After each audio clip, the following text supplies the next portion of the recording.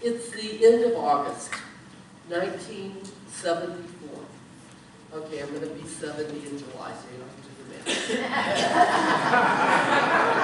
math. It's the end of August, 1974.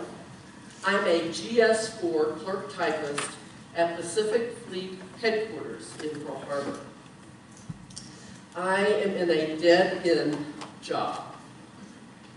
I'm frustrated. Let's face it, I'm a victim. I'm standing in the entry hall of the Consolidated Civilian Personnel Office. I've just received word that I'm not qualified for yet another job. And I'm complaining. Every job I apply for outside the clerical field requires experience.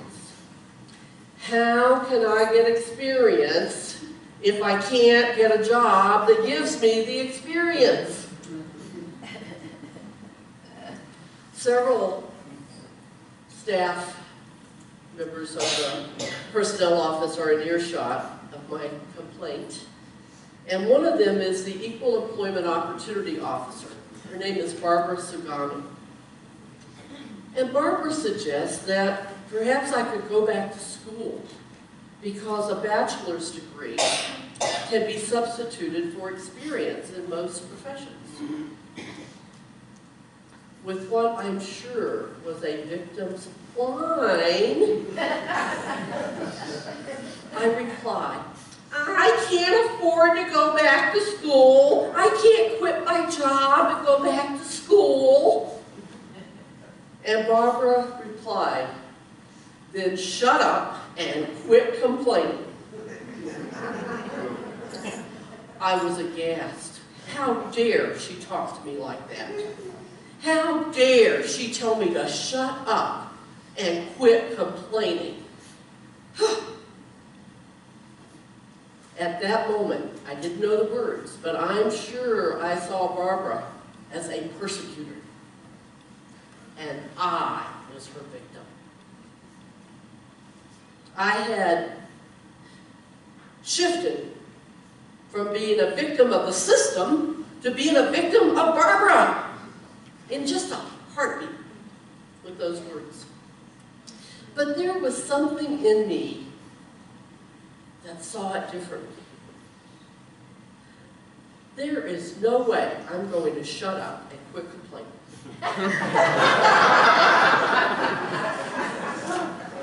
But somehow, the next day, I found myself in the registration office at the Leeward Community College in Pearl City. And I registered for the fall semester, which was starting in a few days. 2 years and 5 months later, while working full-time, I earned my bachelor's degree from Chaminade College of Honolulu.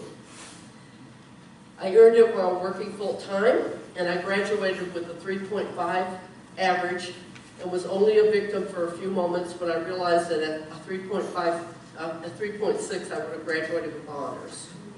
And I let that go.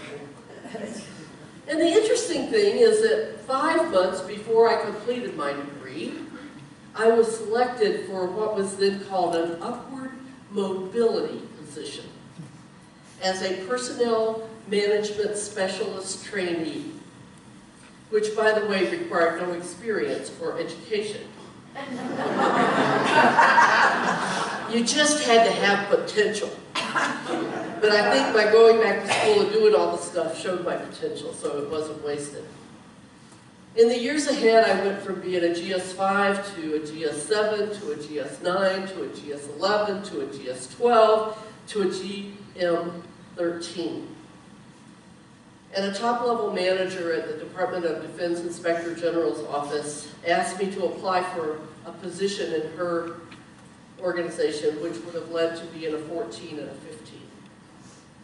And I declined because I was moving to New Mexico. I shifted from the human condition of being a victim to a spiritual solution of being a creator. And that was the topic of last Sunday's message.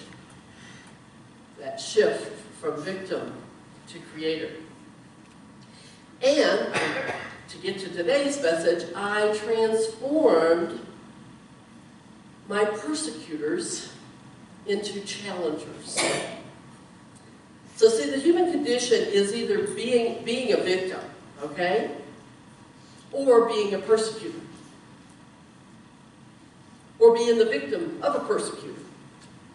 And the spiritual solution is being a creator and a challenger. Dr. Sharon Stanley mentioned, and I mentioned this last week, that how we see ourselves, our self-image, has a neurobiological substrate. So that the thoughts we hold are replicated in our body, and in our body chemistry, and in our neurophysiology. Candace Pert, a well-known neuroscientist and pharmacologist, said it this way: your body is your subconscious mind. And as Carolyn would say, what was I thinking? In Unity, we say our thoughts are prayers, right? We sing that a lot of Sundays. And we change the words because people don't like to be told to be careful, but I like it. Our thoughts are prayers. Be careful what you're thinking, because, you know, our bodies are our subconscious minds, and as we think, we're showing up. So that's what's in it for you and me, to really honor our bodies by our thoughts. And also, as a side effect, this process, the empowerment dynamic, can improve every relationship in our life. And, woo-hoo, you know, I can take that. So what does a persecutor look like? A persecutor puts people down. Their focus is on putting down, whereas a challenger is focused on building up. A persecutor is the perceived cause of the victim's woes, okay? Whether it's a person or a situation, can be a persecutor. And by the way, persecutors and victims are symbiotic. One cannot exist without the other. Okay? A challenger, on the other hand, can be compassionate, or confrontational, or both. I would say Barbara Sugami was confrontational, okay? But I see her today as a challenger in my life, not as a persecutor. How many of you, if you know this answer, answer it out loud. Who does the Dalai Lama say was his greatest teacher? Chairman Mao. Okay? The Dalai Lama was not Chairman Mao's victim, even though he and all of his people, yes, they were victims, but they weren't in victimhood. Okay? So, instead of being a victim, the Dalai Lama became a creator. And he challenged himself by focusing his energy on constructive action going forward, instead of whining about what had happened in the past. David Emerald says, when you are able to shift your view of persecuting people, conditions, or circumstances, the strangest thing happens. Their actions have an entirely different impact on you. The empowering impact of the challenger. And he says, discovering this opens up a whole new world of possibilities. He talks in the book about anger, that behind every experience of anger lies something you care about. Otherwise, you wouldn't feel the anger, right? And he says forgiveness he quotes, I think it's A Course in Miracles or something, it says, giving up, forgiveness is giving up the hope of ever having a better past. Right? Is it A Course in Miracles, Connie? Yeah. I love that. And Henry Nolan says, forgiveness changes the way we remember. It converts the curse into a blessing. And I always say, I'm ready for a blessing that's not in disguise. But until then, I can remember. So we want to shift. We want to shift from being victims, seeing difficulties with people, conditions, or circumstances as persecutors. Because as a creator, when I get out of my victimhood and I step into creator, I can transform that perspective to the challenges that I meet. I can see them as challenges to be overcome. I can actually welcome them. Welcome, welcome, welcome. The welcome prayer. And then that will lead me to take action that will have meaning and growth in it. Emerald says, the challenger calls forth a creator's will to create, often spurring him or her to learn new skills. Sounds like what Barbara did for me. And to make difficult decisions and to do whatever is necessary to achieve a dream or a desire. So we, just like in victimhood, in the role of persecutor, there's thoughts, there's feelings, and there's behavior. So thoughts of a persecutor is, I must win, I must dominate others, because that's what will get me ahead, and I know best. And that has to be shifted to a challenger's thought of, hey, things unfold at their own pace. You can do it. Trust. Trust the process. Feelings. A persecutor feels defensive and on guard. Discounting. So they have to lash out. And my favorite, self-righteous. Self-righteous. Whereas a challenger's feelings are based on self-awareness and a feeling of empowerment through living their values. A challenger feels confident, direct, and clear. And then there's the behaviors where the rubber meets the road, right? Persecutor is domineering, dominates and controls, exerts covert power over others, and controls others through blame, criticism, and oppression. Know any persecutors? Are you ever a persecutor? Yeah, me too. So we want to shift that to the challenger behaviors of sparking learning by challenging assumptions in the status quo, focusing on improvement and growth, and holding self and others accountable by taking action. So who or what have been your persecutors?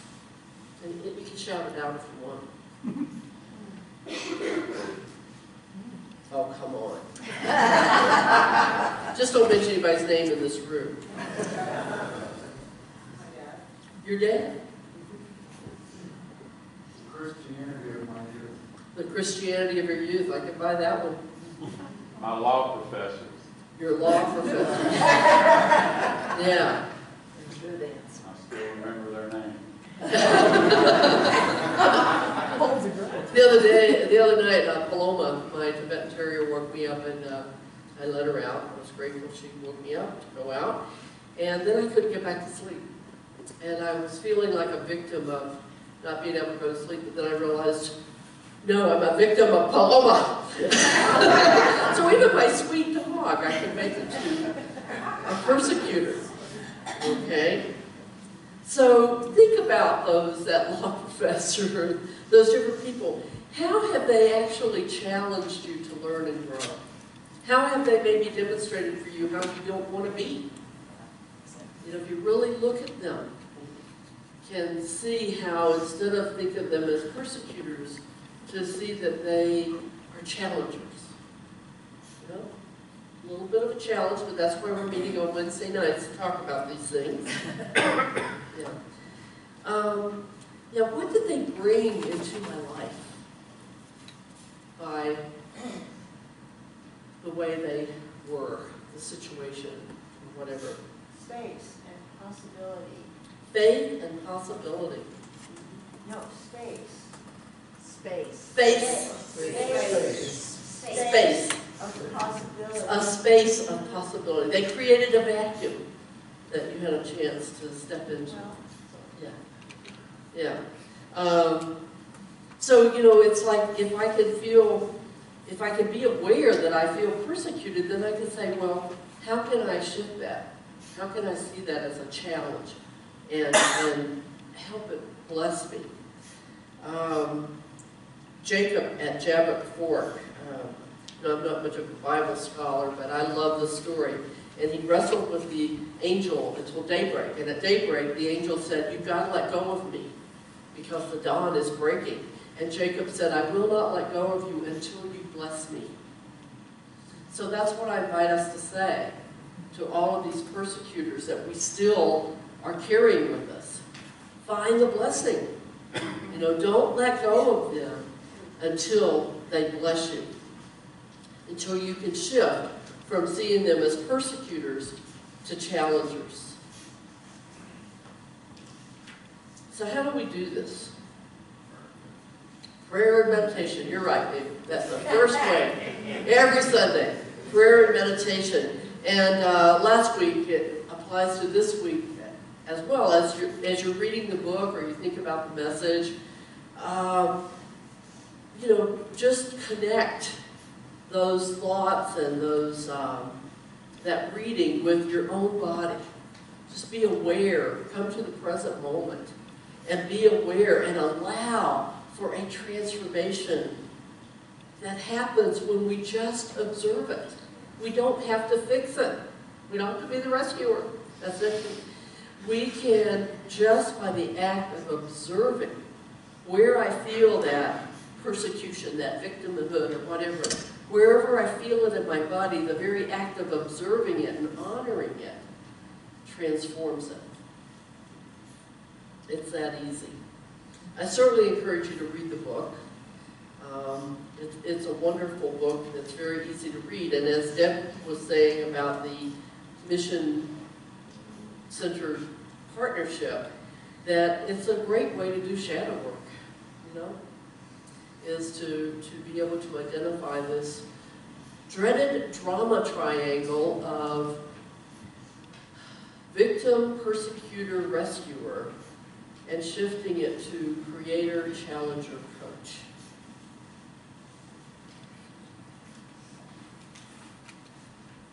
The challenger challenge in the book is, when you realize you are being a persecutor, ask for a do-over. You know? In 12-step work we call making amends. Acknowledge your behavior and apologize. You know? And set the record straight. Give the person a way of considering your ideas instead of having them shoved down their throat. And then honor whether or not they agree with you. Right? So I celebrate your shift and my shift from persecutor to challenger. And from transforming our perspective from difficulties with people, conditions, and circumstances to welcoming them as challenges to be met, understood, and overcome. And let's begin doing that right now in a sacred time of sharing.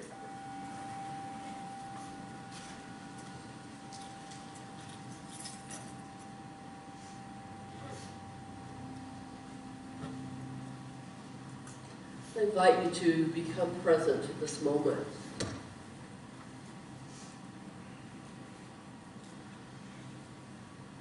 To just become the observer of the breath,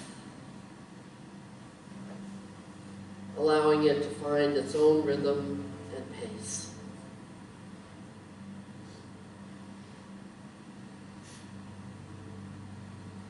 And as you reflect on this concept of persecutor, or perhaps on the persecutors in your life from the past or the present, notice what's going on in the body.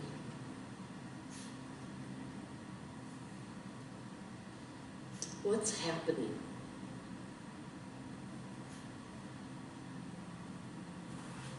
What sensations are showing up, and where are they in the body?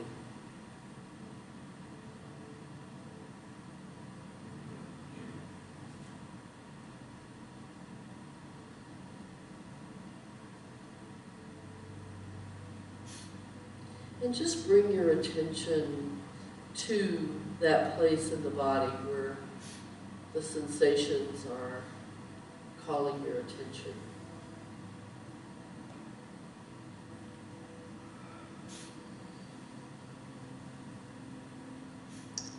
And just observe them. Don't try to change it. Observe the feeling, the thoughts, the emotions. Just breathe into them.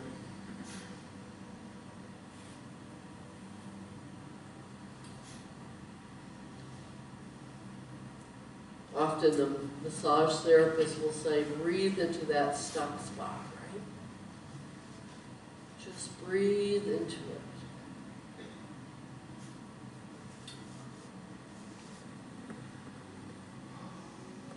Connect the belief or the thought expressed in today's message and your thoughts about your persecutors from the past or the present. Just connect the thoughts with your body's actions.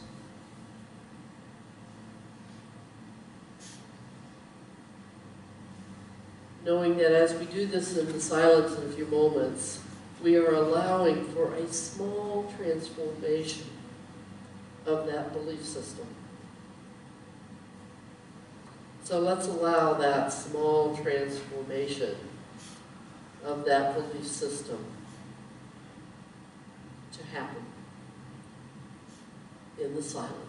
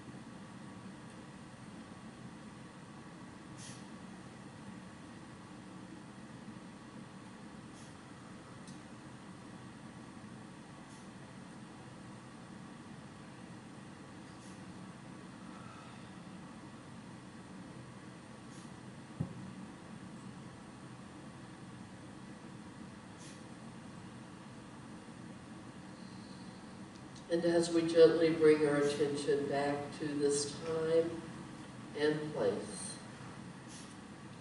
allow gratitude to fill your heart and mind. As you silently say, "Thank you, Creator I am," for the awareness of the possibility of a new future through every small transformation of beliefs that block my awareness of who I really can be when I have my sense of power, knowing who I am. I am not victim, I am creator. I am not persecutor, I am challenger. Thank you. Thank you, thank you. That it is so, and so it is, and so I am.